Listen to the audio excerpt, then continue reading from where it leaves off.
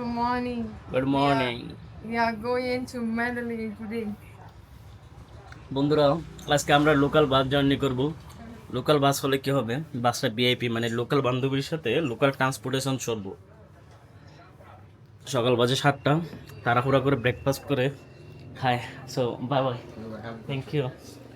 তো সকালবেলা সব কিছু সেরে চারটা কফিটা পর্যন্ত শেষ করতে পারি নাই, বিকজ হলো যে আমাদের বাস ধরতে হবে। তো বাস ধরার জন্য আমরা সকাল সকাল রওনা দিয়ে দিলাম। আমাদের যাত্রা শুরু হবে শান স্টেট থেকে মান্ডালি। বাস স্টেশন অনেক দূরে এই শান স্টেট থেকে, সো 45 মিনিট টুকটুকি করে যেতে হবে আমাদের।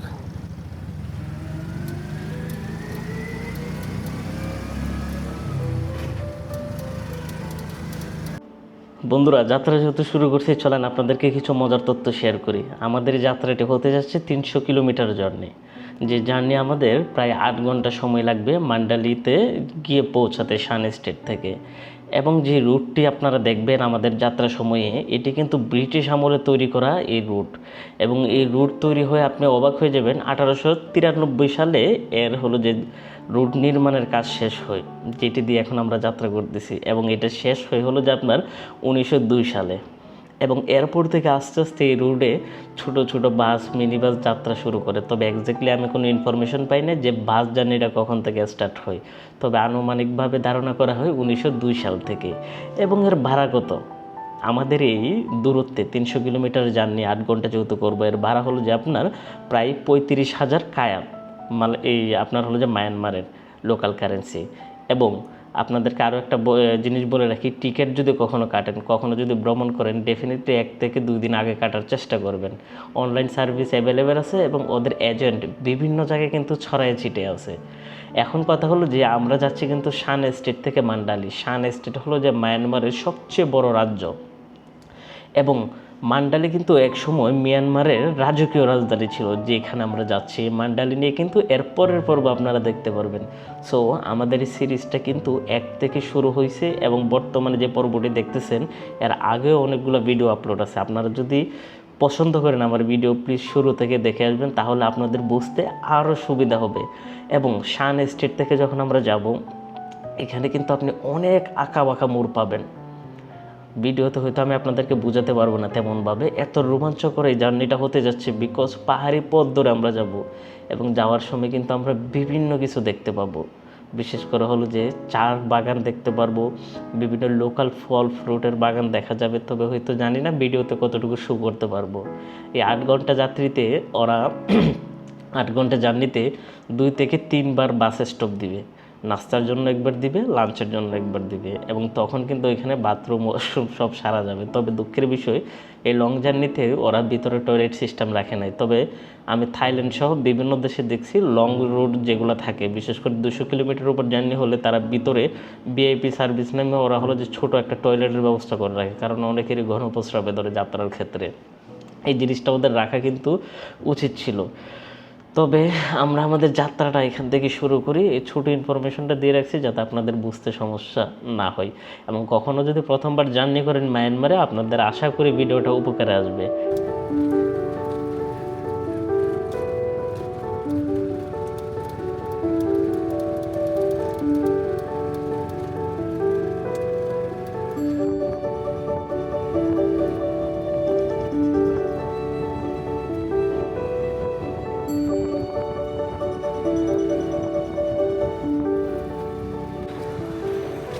বন্ধুরা, একদিন আগে টিকিট কাটছিলাম, টিকিট কেটে এখানে লোকাল বাস স্টপে এসে ওয়েট করছিলাম।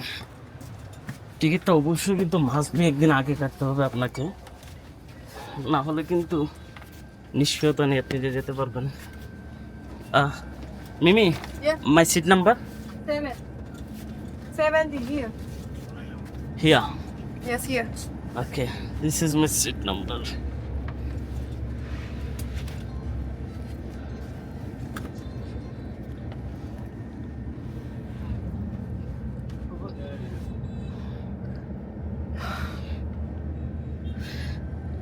বাস তো ভালোই মনে হইতেছে। ওকে, বসি। 1 বোতল পানি দিয়ে দিল আমাদেরকে। বমি করার জন্য 2টা পলিটিন দিল, আর যাত্রা শুরু হলো এখান থেকে। Mimi, this bus stop name, Here. This bus stop name, GG. No জেজি, this city name Xunyang. Xunyang. Xunyang. Xunyang, শুনিয়াংয়ে আমরা শুনিয়াং। উঠলাম। শুনিয়াং, শুনিয়াং বাস স্টেশন থেকে আমাদের যাত্রা শুরু মান্ডালিতে। ওখানে যাচ্ছি শুধুমাত্র একটা ট্রেন ব্লক করার জন্য। বিলিভ করবেন আর না করবেন, মিনিমাম 30,000 টাকার উপর আমার খরচ হবে একটা ট্রেন স্টেশনের ব্লগ আনতে। বন্ধুরা, টিকিট কাটছি আমরা গতকালকে, এবং লোকাল কারেন্সি আমার কাছ থেকে নিচ্ছে 65,000 কায়াত। সো আপনি $1 4,000 কায়াত দেয়। এটা হিসাব করলে ক্যালকুলেট করে বের হয়ে যাবে কত কায়াত। সো বাস চার্জে হলো যে বরাবর 8টা বাজে, বাট এই নিয়ে 3টা স্টপেজ দিছি। কত টাইমের ভিতরে জানেন? 1 ঘন্টার ভিতরে। রাইট নাও এখন স্পিডে গাড়ি ছাড়ছে, বাট পাহাড়ি পথ একটু ভয় লাগতেছে, ডেঞ্জারাস লাগতেছে। আর যারা প্রথমবার মায়ানমারে বাসে করে কোনোখানে যাওয়ার প্ল্যান করবেন বিভিন্ন স্টেটে, ডেফিনেটলি 1 থেকে 2 দিন আগে টিকিট কাটবেন।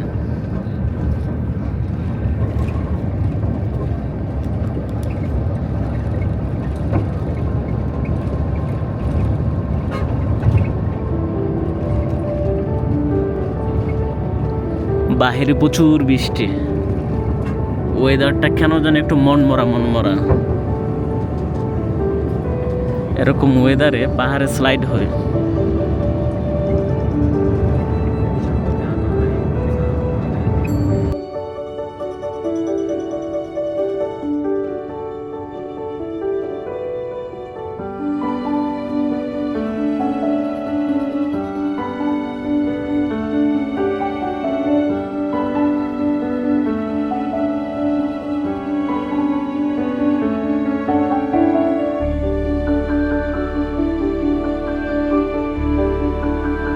বন্ধুরা, আমরা দুপুরে লাঞ্চ কমপ্লিট করলাম। যাত্রা বিরতি দিয়েছিল হলো যে আমাদের 12:30টায়। লাঞ্চ টাঞ্চ করে 1টা বাজে আবার রওনা দিছি।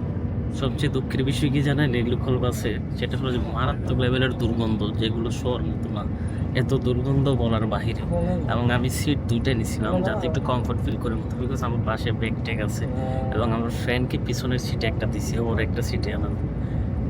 যাচ্ছি এখানে মিনিমাম হলেও 10 থেকে 15টা চেকপোস্ট পার করা লাগছে। আমাদের পাসপোর্ট আগে নিয়ে নিছে ড্রাইভার, নিয়ে হলো ওনার কাছে রেখে দিয়েছে। বিভিন্ন চেকপোস্টে আমাদেরকে নামায় সবাইকে চেক করেছে, নট অনলি ফর যে আমি ফরেনার তা। এখানে যারা আসছে সবাইকে আলাদাভাবে চেক করেছে, চেক করে আবার ঢুকায়। যেমন আমরা বর্ডার পার হই, সেম একটা স্টেট থেকে আরেকটা স্টেটে যেতে এই ধরনের রুলস ওরা ফলো করে। রাস্তায় দেখা যায় যে ওরা বন্দুক নিয়ে দাঁড়ায় আছে। বিষয়টা হয়তো ওদের দেশের স্বার্থে, হয়তো দেশের অবস্থা পরিস্থিতি ভালো না, এই কারণে। সো এটাকে আমি রেসপেক্ট করি। সো এটা কোনো বিরক্তের কারণ না। তবে হ্যাঁ, বাস জার্নিতে এটা হলো যে আমি যে জার্নি করে যাচ্ছি, যে এক্সপ্রেস, এর আগে সেম গাড়িতে করে আসছিলাম, এটা ভালো ছিল, বাট এটা ভালো না, এটা প্রচুর দুর্গন্ধ। যাই হোক, খাবার দাবার শেষ করে যাত্রা করি। আমরা বেশি ভিডিও করি না, যাত্রীদের ছবি দেখানো থেকে একটু বিরত আছি, বিকজ যদি ওরা লাইক না করে পাবলিক প্লেস, এই কারণে। তবে বাসটার ভিতরের ইন্টেরিয়র ডেকোরেশন যদি আপনাদেরকে দেখাই, এই যে দেখুন। এবং টিকিটের প্রাইস যদি বলি আমি, সেটা হলো যে 800 টাকা বাংলা, যেটা আমি শান স্টেট থেকে যাচ্ছি কোথায়, মান্ডালি। এবং মান্ডালি যাওয়ার একটাই রিজন, সেটা হলো যে ট্রেন ব্লক করার জন্য। থাইল্যান্ডে বাসে ছুটছি আমি, ওরা মিনিমাম একটা স্ন্যাক প্রোভাইড করে, বাট এটাতে জাস্ট হলো যে ওরা 1 বোতল বানিয়ে দিয়ে দিয়েছে আমাদেরকে। দ্বিতীয়ত হলো যে বাস বিরতি খুব অল্প সময়। এটা হলো যে লাঞ্চের সময় বাস বিরতিতে, আর হলো যে আপনার বিভিন্ন জায়গা থেকে লোক নেই, লোকাল প্রস্রাব করার জন্য আছে না, 2 ঘন্টা 3 ঘন্টা পর একটা বিরতি, এই জিনিসটা নাই। সো যাদের কোনো প্রস্রাবিত হয় তারা এই জিনিসটা মাথায় রাখবে। ইভেন আমারও একটু প্রস্রাব বেশি ধরে, প্রচুর পরিমাণে পানি খাই আমি। যারা বেশি পানি খায় তাদের এই সমস্যাটা ফেস করা লাগে, কেউ বা বিভিন্ন রোগে আক্রান্ত তাদের। সো এই জিনিসটা আপনাদের মাথায় রাখতে হবে। এই দেশের লোক বাসে যখন উঠবেন, বাসগুলো কিন্তু এত সময় বিরতি দেয় না লাঞ্চ ছাড়া। তো যেটা কিনা বিরক্তির কারণ, এবং বারবার বলাটাও নিজের ভিতরে একটা মানে অসঙ্গতি লাগে, যে আমি একজনের জন্য পুরো বাস দাঁড়ায় থাকবে, জিনিসটা একটু অস্বস্তিকর ব্যাপার। তবে আমার মনে হয় আফটার 3 আওয়ার অথবা 2 আওয়ার পরে একটা ব্রেক দেওয়া দরকার। এখানকার মানুষজন খুব চুপচাপ, আওয়াজ নেই, শব্দ নেই, ভিতরে ক্লিনিং ইজ আমাদের বাংলাদেশের বাসের চেয়ে অনেক ভিতরের অবস্থা। খুবই ক্লিন, খুবই মানে সুন্দর, সাথে হলো যে একটা করে কম্বল দিয়ে দেয়। বাট টেম্পারেচার প্রচুর পরিমাণে শীত করে এখানে, এটা বলার বাইরে। এই কথা বলতে না বলতে আরো একটা হচ্ছে চেকপোস্ট চলে আসছে এখানে।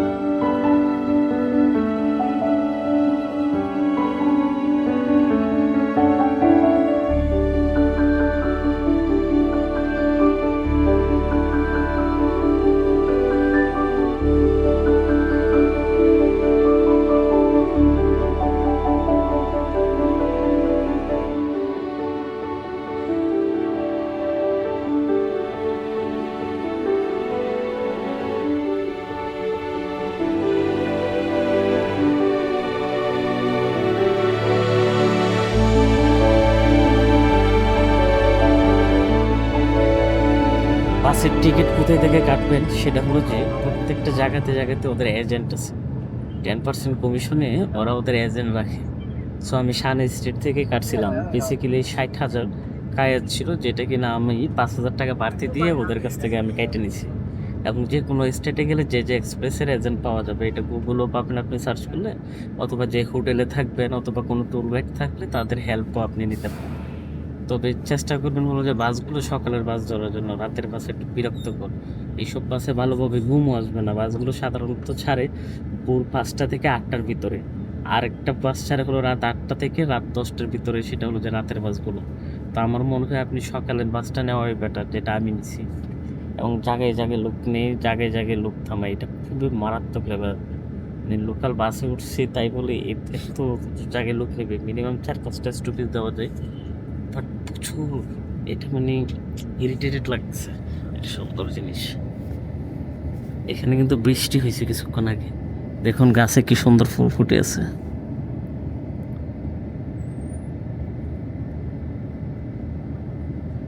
এখানকার আপনি যদি হোটেলে খাবার দাবার খান, হালাল হারামটা জেগে নেবেন। বিফ কম পাওয়া যায়, পোর্ক বেশি পাওয়া যায়। সো আমি এখানে জাস্ট রাইস এবং ফিশ নিছি। দুপুরে খাবার খাইছিল রুই মাছ ভাজা, আর হলো যে আপনার সাদা ভাত, সাথে কাঁচামরিচ নিয়ে লবণ দিয়ে মেরে দিছি। আমার কাছে এটা ভালোই লাগছে। অবশ্যই খাবারের আগে হারাম হালাল জিনিসটা ভেরিফাই করে নেবেন, না হলে কিন্তু বড় পস্তাতে হবে। দেখতে দেখতে আমরা প্রায় চলে আসছি, হয়তো আর আধা ঘন্টা 1 ঘন্টার ভিতরে আমরা আমাদের মানে কাঙ্ক্ষিত গন্তব্যে নেমে যাব। অত বের হচ্ছে না, এত পরিমাণে টায়ার্ড। কোন সকাল ওইটা 7টা থেকে রওনা দিছি, এখন বাজে কয়টা জানেন? 3টা 43।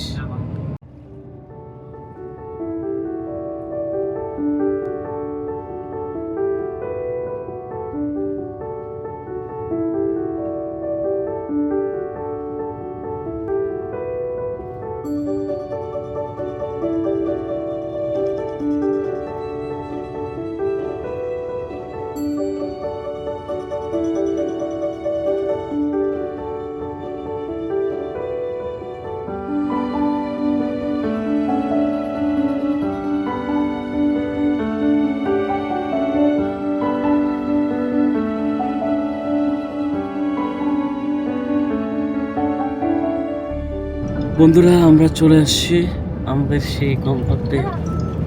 বিদায় নেব, বাট আপনাদেরকে বলি স্টাফদের ব্যবহার অনেক ভালো ছিল। ড্রাইভারের চালানি খুবই স্মুথ, তাড়াহুড়ো ছিল না, অসম্ভব সুন্দর একটা জার্নি ছিল। কিন্তু বাসের ভিতরে গন্ধ, পরিষ্কার দিক দিয়ে 100 চেক আপ প্রত্যেক ঘন্টায় আপনার 1 থেকে 2 বার চেক হবে বিভিন্ন জায়গাতে। ভাড়া মোটামুটি রিজনেবল, খাবার দাবারের বিভিন্ন স্টপিসে দিছে, হালাল খাবার পাওয়া খুব কষ্ট হয়ে গেছে। ওভারঅল মিলে আপনি চাইলে লাইফে একবার এক্সপিরিয়েন্স করতে পারেন। আর রাস্তাঘাটের অবস্থা খুবই ভালো, কোনো ভাঙাচোরা নেই। আমাদের বাংলাদেশের চেয়ে এখানকার রোডঘাট অনেক ভালো, হাইওয়ে মিনিমাম 4 লেন থেকে 8 লেন পর্যন্ত রোড আছে, যেটা আমার কাছে খুব ভালো লাগলো। অনেকের বিশ্বাস হবে না, বাট বাস্তবতা কিন্তু তাই। এবং যে টোল নিচ্ছে ইটস ওকে, বিকজ আপনার এখানকার রোড কাট এমনভাবে করছে ওরা যাতে হলো যে আপনাদের সুবিধা হবে। সো আমার দেশেও যদি এরকম রোড কাট 4 লেন 6 লেন হয়ে যদি টোল নেই, এটা আমি বলবো যে ইটস এনাফ, বিকজ এটার হকদার সরকার। তো আমাদের দেশের বিশ্বাস করবেন কিনা জানি না, 300 ফিট ছাড়া আমার চোখে আর ভালো পড়ে না। বাকি যাও ঢাকা চট্টগ্রামের রোড আছে, তাও কোনোভাবে ঠেলা টুলা জাম লেগে থাকে। কুমিল্লা গেলে এক জাম, ফেনীতে গেলে এক জাম, ফেনীর পরে পার হইলে দেখবেন পুলের যত গাড়ি আছে সব এক সাইডে পার্কিং করে রেখে দিছে। খুবই জঘন্য অবস্থা। দেশের ভিতরে আইন শৃঙ্খলা মানার কোনো কিছু নেই। গভর্নমেন্ট যেই আসুক, যে সরকারই আসুক, কোনো সরকার এগুলোটা চেঞ্জ করতে পারে না। রাস্তার কাজ চলতেছে, আমাদের বৈরুপ থেকে হলো যে সিলেটের একটা কাজ চলতেছে, সে মান্দাক তামুল থেকে স্টার্ট করছে, এই কাজ এখনো শেষ হচ্ছে না। জানি না মরার আগে শেষ হবে কিনা। যত সরকারি আসে এখানে বুঝি না, মানে ওরা কি মানে কচ্ছপের গতিতে কাজ করে। এখানে রোড ঘাট কি সুন্দর করে ফেলছে, অথচ এই দেশটা আমাদের চেয়ে জিডিপির তুলনা দিয়ে সব দিক দিয়ে আমাদের চেয়ে পিছিয়ে, যেটা আমরা নিউজে দেখি, কিন্তু বাস্তবে দেখি আমাদের চেয়ে অনেক আগে গেছে। মানুষ কম, দেশ বড়, রোডঘাট সুন্দর, আমাদের ম্যান পাওয়ার কত দেখেন, কত পরিমাণের রেমিটেন্স আমাদের দেশে ঢুকে, আমাদের দেশের রিজার্ভ কত বড়, তারপরে কি হয় আমাদের দেশের টাকাগুলো জাগবে, রোডঘাটে কোনো কাজে লাগে না। কোন ঠিকাদারকে দিয়ে কাজ করে আল্লাহ মাহমুদে জানে। ভাই ওদেরকে দিয়ে লাইতে বাইর করে দেবো না যদি কাজ করতে না পারে। বিলিভ করবেন, আপনি ঢাকা সিলেটের রুটটাতে গেলে দেখতে পারবেন এত বছর ধরে কাজ চলতেছে, রুটের কাজ শেষ হয় না। কি পরিমাণের কষ্ট যে এটা একমাত্র আমরা বুঝে। যাই হোক, আমি রোমান আজকের মতো এখান থেকে বিদায় নিচ্ছি। দেখা হবে আগামীকাল নেক্সট ব্লগে। আপনারা চাইলে আমার প্রিভিয়াস ব্লগগুলো দেখতে পারেন, এবং আপনারা যদি চান আমার নিজস্ব ব্র্যান্ড র্যাপসবিডির ব্লগ বাই করতে পারেন। যদি ভাইকে মনে হয় সাপোর্ট করতে পারেন যে না রোহান ভাইকে আমরা সাপোর্ট করবো, তাহলে আমার নিজস্ব ব্র্যান্ড র্যাপসবিডি থেকে শপিং করতে পারেন।